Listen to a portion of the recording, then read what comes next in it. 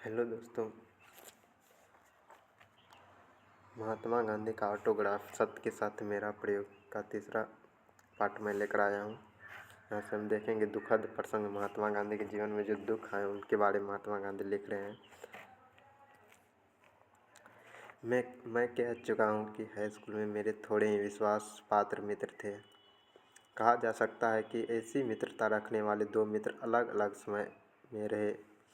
एक का संबंध लंबे समय तक नहीं टिका, यद्यपि मैंने उस मित्र को छोड़ा नहीं था।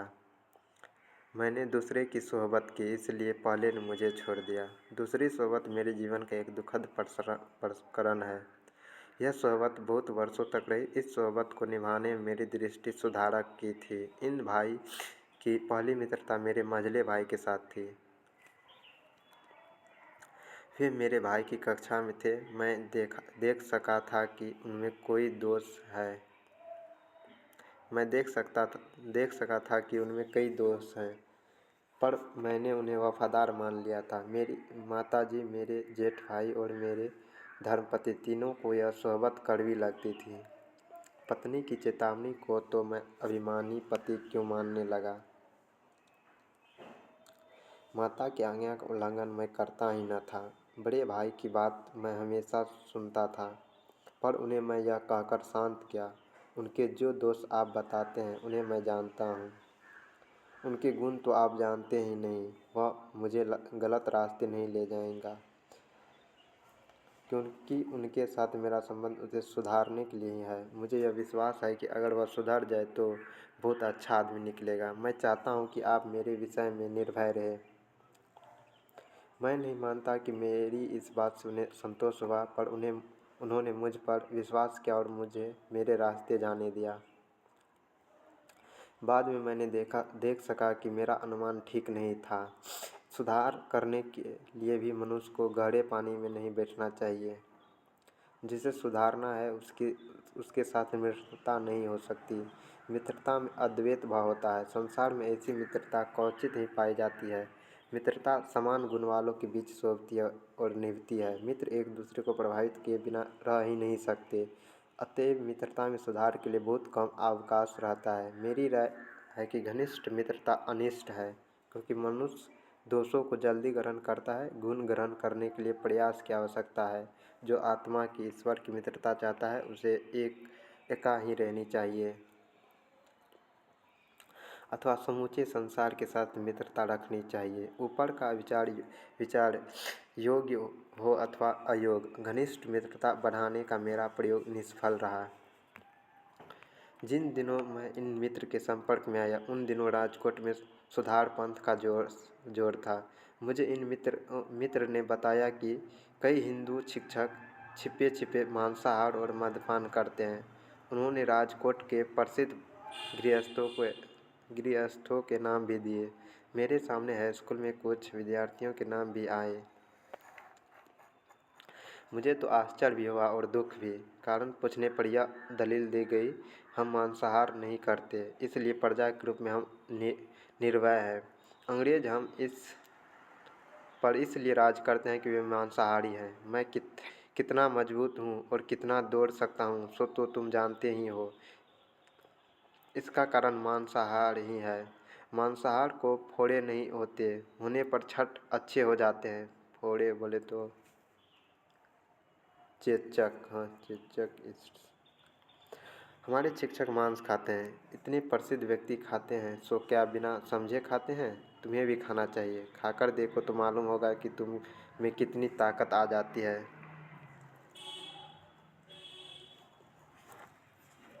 ऊपर की लाइनों में जो महात्मा गांधी ने जिनसे मित्रता की थी, वो महात्मा गांधी को समझा रहे हैं कि मांस मछली खाना चाहिए। महात्मा गांधी तो मांस मछली खाते नहीं थे, और ये तर्क देते हैं कि अंग्रेज लोग मांस मछली खाते हैं, इसीलिए वे मजबूत हैं और हम पर राज करते हैं। अगर हम भी मांस मछली खाने लगे तो हम भी मजबूत होंगे और उन्हें हम मार भगाएंगे। ऐसा तर्क उनके दोस्त दिया करते हैं महात्मा गांधी के सामने। पर ये सब दलीलें किसी एक दिन नहीं दी गई थी। अनेक उदाहरणों से सजाकर इस तरह की दलीलें कई बार दी गई। मेरे मझले भाई तो भ्रष्ट हो चुके थे। उन्होंने इन दलीलों की पुष्टि की। अपने भाई की और इन मित्र की तुलना में मैं तो बहुत दुबला था। उनके शरीर अधिक गठीले थे, उनका शारीरिक बल मुझसे कहीं ज़्यादा था। वे हिम्मतवर थे। इन मित्र के पराक्रम मुझे मुग्ध कर देते थे। वे मनचाहा दौड़ सकते थे, उनकी गति बहुत अच्छी थी। वे खूब लंबा और ऊंचा कूद सकते थे। मार सहन करने की शक्ति भी उनमें खूब थी। अपनी इस शक्ति का प्रदर्शन भी वे मेरे सामने समय समय पर करते थे। जो शक्ति अपने में नहीं होती उसे दूसरे में देखकर मनुष्य को आश्चर्य होता ही है। वैसे मुझे भी हुआ। आश्चर्य में से मोह पैदा हुआ। मुझ में दौड़ने कूदने की शक्ति नहीं के बराबर थी। मैं सोचा करता कि मैं भी इस मित्र की तरह बलवान बन जाऊं तो कितना अच्छा हो। इसके अलावा मैं बहुत डरपोक था। चोर, भूत, सांप आदि के डर से घिरा रहता था। ये डर मुझे खूब हैरान भी करते थे। रात कहीं अकेले जाने की हिम्मत नहीं थी। अंधेरे में तो कहीं जाता ही न था। दिए के बिना सोना लगभग असंभव था। कहीं इधर से भूत न आ जाए, उधर से चोर न आ जाए, तीसरी जगह से सांप न निकल आए, इसलिए बत्ती की ज़रूरत होती रहती थी। पास में सोई हुई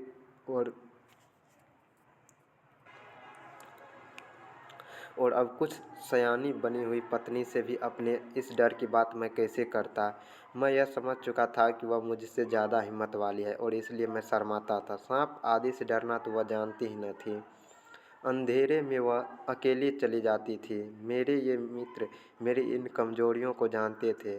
मुझसे कहा करते थे कि वे जिंदा सांपों को भी हाथ से पकड़ लेते हैं। चोर से कभी नहीं डरते, भूत को तो मानते ही नहीं। उन्होंने मुझे जचाया कि यह सारा प्रताप मांसाहार का है। महात्मा गांधी को उनके दोस्त ने ये सारा तर्क दे रहे हैं कि वो चोर से डरते नहीं हैं, भूत को तो वो मानते ही नहीं है, और ये सारा प्रताप उन्हें मांसाहार बनने से ही मिला है। और महात्मा गांधी को कह रहे हैं अगर आप भी मांस खाने लगेंगे तो मतलब आप भी भूतों और चोर से नहीं डरेंगे, ना ही सांप से। सांप को तो यूं ही उनके मित्र हाथों से पकड़ लेते हैं। इससे आगे बढ़ते, इन्हीं दिनों नामर्द का नीचे लिखे पद स्कूलों में गाया गया। अंग्रेजों राज करे विदेशी रहे दवाई, देसी रहे दवाई जोनो बेना शरीर भाई, पेलो 5 हाथ पूरो पूरो 5 सेने। इस सब बातों का मेरे मन पर पूरा पूरा असर हुआ। मैं पिघला।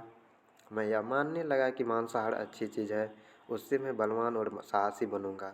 समूचा देश मांसाहार करे तो अंग्रेजों को हराया जा सकता है। मांसाहार शुरू करने का दिन निश्चित हुआ। देख रहे हो भाई, इस आरंभ का अर्थ सब पाठक समझ नहीं सकेंगे। गांधी परिवार वैष्णव संप्रदाय का है। माता पिता बहुत कट्टर वैष्णव माने जाते थे। हवेली में वैष्णो मंदिर में हमेशा जाते थे। कुछ मंदिर तो परिवार के ही माने जाते थे। फिर गुजरात में जैन संप्रदाय का बड़ा जोर है। उसका प्रभाव हर जगह हर काम में पाया जाता है। इसलिए मांसाहार का जैसा विरोध और तिरस्कार गुजरात में और सार्वकों तथा वैष्णवों में पाया जाता, वैसा हिंदुस्तान में या सारी दुनिया में और कहीं नहीं पाया जाता। ये मेरे संस्कार थे। मैं माता पिता का परम भक्त था। मैं मानता था कि वे मेरे मांसाहार की बात जानेंगे तो बिना मौत के उनकी तत्काल मृत्यु हो जाएगी। जाने अनजाने में मैं सत्य का सेवक तो था ही। मैं ऐसा नहीं कह सकता कि उस समय मुझे यह ज्ञान न था कि मांसाहार करने में माता पिता को धोखा देना होगा। ऐसी हालत में मैं मांसाहार करने का मेरा निश्चय मेरे लिए बहुत गंभीर और भयंकर बात थी। लेकिन मुझे तो सुधार करना था। मांसाहार का शौक नहीं था। यह सोचकर कि उसमें स्वाद है, मैं मांसाहार शुरू नहीं कर सकता था। मुझे तो बलवान और साहसी बनना था, दूसरों को वैसा बनने के लिए न्योताना था और अंग्रेज़ों को हराकर हिंदुस्तान को स्वतंत्र कराना था। स्वराज शब्द उस समय तक मैंने सुना नहीं था। सुधार के इस जोश में मैं होश भूल गया। दुखद प्रसंग 2। निश्चित दिन आया। वो जो निश्चित दिन मांसाहार के लिए महात्मा गांधी और उनके दोस्त ने मिलकर तय किए, तो वो निश्चित दिन भी आ गया। अपनी स्थिति का संपूर्ण वर्णन करना मेरे लिए कठिन है। एक तरफ सुधार का उत्साह था, जीवन में महत्व परिवर्तन करने का कौतूहल था, और दूसरी तरफ चोर की तरह छिपकर काम करने की शर्म थी। मुझे याद नहीं पड़ता कि इसमें मुख्य वस्तु क्या थी। हम नदी की तरह एकांत की खोज में चले, दूर जाकर ऐसा कोना खोजा जहाँ कोई देख न सके, और वहाँ मैंने कभी न देखी हुई वस्तु मांस देखी। साथ में भटियार खाने की डबल रोटी थी। दोनों में से एक भी चीज़ मुझे भाती नहीं थी। मांस चपेरे जैसा लगता था। खाना असंभव हो गया। मुझे हेक होने लगी। खाना छोड़ देना पड़ा मुझे कि मेरी वह रात बहुत बुरी बीती। नींद नहीं आई। सपने में ऐसा आभास होता था मानो शरीर के अंदर बकरा जिंदा हो और हो रहा हो। मैं चौंक उठता, पछताता और फिर सोचता कि मुझे तो मांसाहार करना ही है। हिम्मत नहीं हारनी है। मित्र भी हार खाने वाले नहीं थे। उन्होंने अब मांस को अलग अलग ढंग से पकाने, सजाने और ढकने का प्रबंध किया। नदी किनारे ले जाने के बदले किसी बावर्ची के साथ बातचीत करके छिपे छिपे एक सरकारी डाक बंगले पर ले जाने की व्यवस्था की, और वहाँ कुर्सी मेज वगैरह सामान के प्रलोभन में मुझे डाला। इसका असर हुआ। डबल रोटी की नफरत कुछ कम पड़ी, बकरे की दया छूटी और मांस का तो कह नहीं सकता, पर मांस वाले पदार्थों में स्वाद आने लगा। इस तरह 1 साल बीता होगा। इस बीच 5-6 बार मांस खाने को मिला होगा, क्योंकि डाक बंगला सदा सुलभ नहीं रहता था और मांस के स्वादिष्ट माने जाने वाले बढ़िया पदार्थ भी तैयार नहीं हो सकते थे। फिर ऐसे भोजनों पर वह पैसा भी खर्च होता था। मेरे पास तो फूटी कौड़ी भी नहीं थी, इसलिए मैं कुछ दे नहीं सकता था। इस खर्च की व्यवस्था उस मित्रों को ही करनी होती थी। उन्होंने कहाँ से कैसे व्यवस्था की, इसका मुझे आज तक पता नहीं। उनका इरादा तो मुझे मांस की आदत लगा देने का, भ्रष्ट करने का था। इसलिए पैसा वे अपने पास से खर्च करते थे, पर उनके पास भी कोई अखूट खजाना नहीं था, इसलिए ऐसी दावतें कभी कभी ही हो सकती थीं। जब जब ऐसा भोजन मिलता तब तक घर पर भोजन हो ही नहीं सकता था।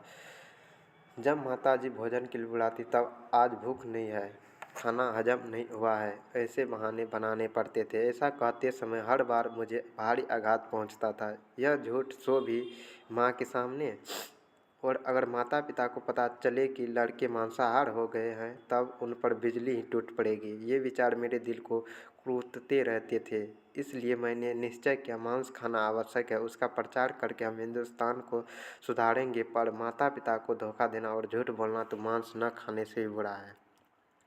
इसलिए माता पिता के जीते जी मांस नहीं खाना चाहिए। उनकी मृत्यु के बाद स्वतंत्र होने पर खुले तौर से मांस खाना चाहिए, और जब तक वह समय न आवे तब तक मांसाहार का त्याग करना चाहिए। अपना यह निश्चय मैंने मित्रों को जता दिया, और तब से मांसाहार जो छूटा सो सदा के लिए छूट गया। माता पिता कभी यह जान ही न पाए कि उनकी 2 पुत्र मांसाहार कर चुके हैं। माता पिता को धोखा न देने के शुभ विचार से मैंने मांसाहार छोड़ा, पर वह मित्रता नहीं छोड़ी। मैं मित्र को सुधारने चला था, पर खुद ही गिरा, और गिरावट का मुझे होश तक न रहा। इसी सोबत के कारण मैं व्यभिचार में फंस जाता। एक बार मेरे मित्र मुझे वेश्याओं की बस्ती में ले गया। वहाँ मुझे योग्य सूचनाएं देकर स्त्री के मकान में भेजा। मुझे पैसे वगैरह कुछ देना नहीं था, हिसाब हो चुका था। मुझे तो सिर्फ दिल बहलाव की बातें करनी थी। मैं घर में घुस तो गया, पर जिसे ईश्वर बचाना चाहता है वह गिरने की इच्छा रखते हुए पवित्र रह सकता है। उस कोठरी में मैं तो बिल्कुल अंधा बन गया। मुझे बोलने का भी होश न रहा। मारे शर्म के सन्नाटे में आकर उस औरत के पास खटिया पर बैठा, पर मुँह से बोल निकल सका। औरत ने गुस्से में आकर मुझे 2-4 खरी खोटी सुनाई और दरवाजे की राह दिखाई।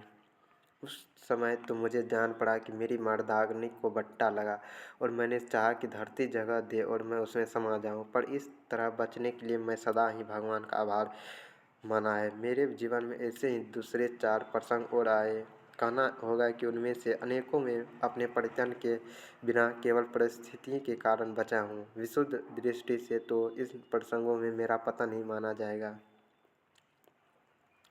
चूँकि मैंने विषय की इच्छा की, इसलिए मैं उसे भोग ही चुका। फिर भी लौकिक दृष्टि से इच्छा करने पर भी जो प्रत्यक्ष कर्म से बचता है, उसे हम बचा हुआ मानते हैं और इस प्रसंगों में से इसी तरह इतनी ही हद तक बचा हुआ माना जाऊंगा।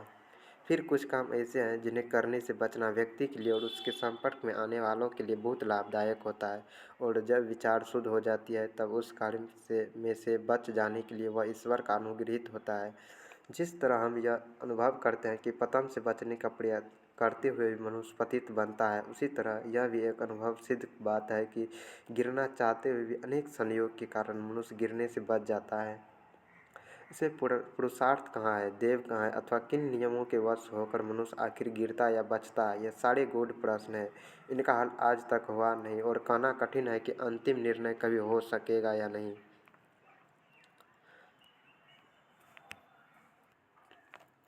पर हम आगे बढ़े। मुझे अभी तक इस बात का होश नहीं हुआ था कि इन मित्र की मित्रता अनिष्ट है। वैसे होने से पहले मुझे अभी कुछ और कड़वे अनुभव प्राप्त करने थे। इनका बोध तो मुझे तभी हुआ जब मैंने उनके अनेक अकल्पित दोषों का प्रत्यक्ष प्रदर्शन किया।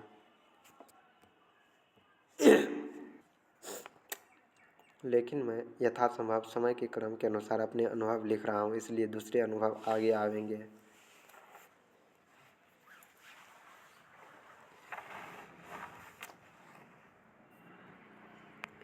इस समय की एक बात यही कहानी होगी। हम दंपति के बीच जो कुछ मतभेद पैदा होता या कलह होता, उसका एक कारण यह मित्रता भी थी। मैं ऊपर बता चुका हूँ कि मेरे जैसे प्रेमी वैसा ही वहम पति था।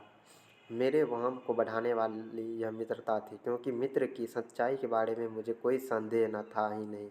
इन मित्र की बातों में आकर मैंने अपने धर्मपत्नी को कितने ही कष्ट पहुँचाए हैं। इस हिंसा के लिए मैंने अपने आप को कभी माफ़ नहीं किया। ऐसे दुख हिंदू स्त्री की ऐसे दुख हिंदू स्त्री ही सहन करती है, और इस कारण मैंने स्त्री को सदा सहनशीलता की मूर्ति के रूप में देखा है। नौकर पर झूठा शक किया जाए तो वह नौकरी छोड़ देता है, पुत्र पर ऐसा शक हो तो वह पिता का घर छोड़ देता है, मित्रों के बीच शक पैदा हो तो मित्रता टूट जाती है, स्त्री को पति पर शक हो तो वह मन मसोड़ कर बैठी रहती है, पर अगर पति पत्नी पर शक करे तो पत्नी बेचारी का भाग ही फूट जाती है।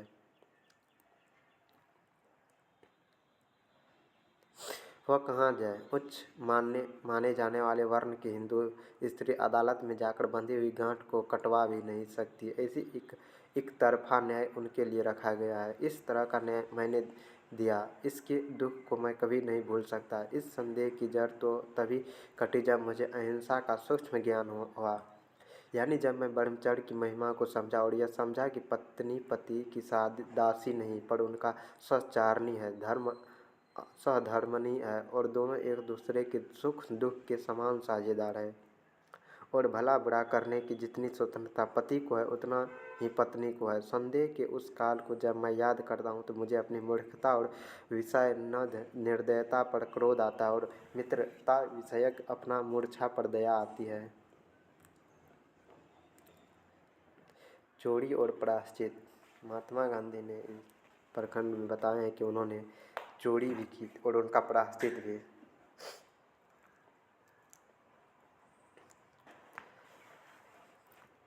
मांसाहार के समय के और उससे पहले के कुछ दोषों का वर्णन अभी रह गया है। यह दोष विवाह से पहले के अथवा उनके तुरंत बाद के है। अपने एक रिश्तेदार के साथ मुझे बीड़ी पीने का शौक लगा। हमारे पास पैसे नहीं थे। हम दोनों में से किसी का यह ख्याल तो नहीं था कि बीड़ी पीने में कोई फ़ायदा है अथवा उनकी गंध में आनंद है, पर हमें लगा कि सिर्फ धुआं उड़ाने में ही कुछ मज़ा है। मेरे काका जी को बीड़ी पीने की आदत थी। उन्हें और दूसरे को धुआं उड़ाते देखकर हमें भी बीड़ी फूंकने की इच्छा हुई। गांठ में पैसे तो थे नहीं, इसलिए काका जी पीने के बाद बीड़ी के जो ठूठ फेंक देते हैं, हमने उन्हें चुराना शुरू किया। पर बीड़ी की ये ठूठ हर समय मिल नहीं सकती थी और उनमें से बहुत धुआं भी नहीं निकलता था, इसलिए नौकर की जेब में दो चार पैसों में से हमने एक आध पैसा चुराने की आदत डाली और हम बीड़ी खरीदने लगे। पर सवाल यह पैदा हुआ कि उसे संभाल कर रखे कहाँ। हम जानते थे कि बड़ों के देखते तो बीड़ी पी ही नहीं सकते। जैसे तैसे दो चार पैसा चुराकर कुछ हफ्ते काम चलाया। इसी बीच सुना कि एक प्रकार का पौधा होता है, उनका नाम तो मैं भूल गया हूँ, महात्मा गांधी नाम नहीं बताना चाहते शायद इन पौधा का, जिसके डंठल बीड़ी की तरह जलते और फूके जा सकते हैं। हमने उन्हें प्राप्त किया और फूकने लगे, पर हमें संतोष नहीं हुआ। अपनी पराधीनता हमें अखरने लगी। हमें दुख इस बात का था कि बड़ों की आज्ञा के बिना हम कुछ भी नहीं कर सकते थे। हम उब गए और हमने आत्महत्या करने का निश्चय कर लिया भाई। पर आत्महत्या कैसे करें, जहर कौन दे? हमने सुना कि धतूरे के बीज खाने से मृत्यु होती है। हम जंगल में जाकर बीज ले आए। शाम का समय तय किया। केदारनाथ जी के मंदिर की दीपमाला में घी चढ़ाया, दर्शन किए और एकांत खोज लिया। पर जहर खाने की हिम्मत न हुई। अगर तुरंत ही मृत्यु न हुई तो क्या होगा?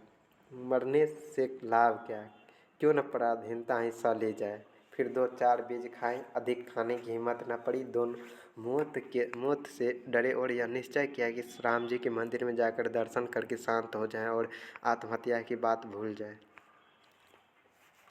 मेरी समझ में आया कि आत्महत्या का विचार करना सरल है, आत्महत्या करना सरल नहीं। इसलिए कोई आत्महत्या करने की धमकी देता है तो मुझ पर उनका बहुत कम असर होता है, अथवा यह कहना ठीक होगा कि कोई असर होता ही नहीं।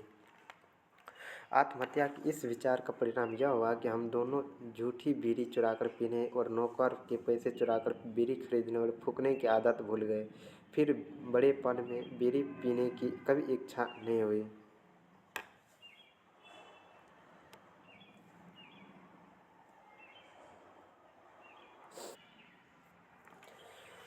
मैंने हमेशा यह माना है कि यह आदत जंगली, गंदी और हानिकारक है। दुनिया में बड़ी बीड़ी का इतना ज़बरदस्त शौक क्यों है, इसे मैं कभी समझ न सका हूँ। रेलगाड़ी के जिस डिब्बे में बहुत बीड़ी पी जाती है वहाँ बैठना मेरे लिए मुश्किल हो जाता है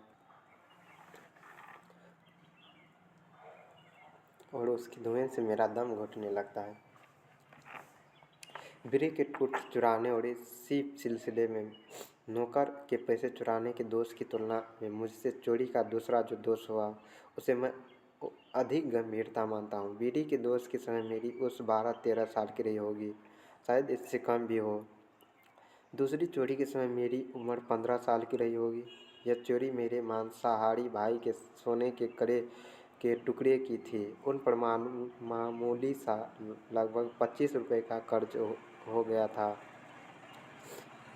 उसकी आदगी के बारे में हम दोनों भाई सोच रहे थे। मेरे भाई के हाथ में सोने का ठोस कड़ा था, उसमें से 1 तोला सोना काट लेना मुश्किल न था। कड़ा काटा, कर्ज अदा हुआ, पर मेरे लिए बात असह्य हो गई। मैंने निश्चय किया कि आगे कभी चोरी करूँगा ही नहीं। मुझे लगा कि पिताजी के सम्मुख अपना दोष स्वीकार भी कर लेनी चाहिए, पर जीभ न खुलती। पिताजी स्वयं मुझे पीटेंगे इसका डर तो था ही नहीं। मुझे याद नहीं पड़ता कि उन्होंने कभी हमसे ऐसी कभी भाई को पीटा हो। पर खुद दुखी होंगे, शायद सिर फोड़ लेंगे। मैंने सोचा कि यह जोखिम उठाकर भी दोष कबूल कर ही लेना चाहिए, उनके बिना बुद्धि नहीं होगी। आखिर मैंने तय किया कि चिट्ठी लिखकर दोष स्वीकार किया जाए और क्षमा मांग ली जाए। मैंने चिट्ठी लिखकर हाथों हाथ दी। चिट्ठी में मेरा सारा दोष स्वीकार किया और सजा चाही। आग्रहपूर्वक विनती की कि वे अपने को दुख में न डालें और भविष्य में फिर ऐसा अपराध न करने की प्रतिज्ञा की। मैंने कांपते हाथों चिट्ठी पिताजी के हाथ में दी। मैं उन तख्त के सामने बैठ गया। उन दिनों वे भागंदर की बीमारी से पीड़ित थे, इस कारण बिस्तर पर ही पड़े रहते थे। खटिया के बदले लकड़ी का तख्त काम में लेते थे। उन्होंने चिट्ठी पढ़ी, आंखों से मोती की बूंदें टपकी। चिट्ठी भीग गया। उन्होंने क्षण भर के लिए आंखें मूंदी, चिट्ठी फाड़ डाली और स्वयं पढ़ने के लिए उठ बैठे थे। सो वापस लेट गए। मैं भी रोया, पिताजी का दुख समझ सका। अगर मैं चित्रकार होता तो वह चित्र आज भी संपूर्णता से खींच सकता। आज भी वह मेरी आंखों के सामने इतना स्पष्ट है। मोती की बूंदों के उस प्रेम बाण ने मुझे बेध डाला और मैं शुद्ध बना। इन प्रेम को तो अनुभव ही जान सकता है। राम बाण वागे रे हो ये ते जाने। राम की भक्ति का बाण जिसे लगा वो वही जान सकता है। मेरे लिए यह अहिंसा का पदार्थ पाठ था। उस समय तो मैंने इसमें पिता के प्रेम के सिवा और कुछ नहीं देखा, पर आज मैं इसे शुद्ध अहिंसा के नाम से पहचान सकता हूँ। ऐसी अहिंसा के व्यापक रूप धारण कर लेने पर उसमें उसके स्पर्श से कौन बच सकता है? ऐसी व्यापक अहिंसा की शक्ति की था लेना असंभव है। इस प्रकार की शांत क्षमा पिताजी के स्वभाव के विरुद्ध थी। मैंने सोचा था कि वे क्रोध करेंगे, कटु वचन कहेंगे, शायद अपनी सिर पीट लेंगे, पर उन्होंने इतना अपार शांति जो धारण की, मेरे विचार में उसका कारण अपराध की सरल स्वीकृति थी। जो मनुष्य अधिकारी के सम्मुख स्वेच्छा से और निष्कपट भाव से अपराध स्वीकार कर लेता है और फिर कभी वैसा अपराध न करने की प्रतिज्ञा करता, वह शुद्धतम प्रायश्चित करता है। मैं जानता हूँ कि मेरी इस स्वीकृति से पिताजी मेरे विषय में निर्भय बने और उसका महान प्रेम और भी बढ़ गया। इससे आगे हम कल करेंगे। पाठ है पिताजी की मृत्यु और मेरी दोहरी शरण। इसमें देखेंगे महात्मा गांधी क्या कहना चाहते हैं।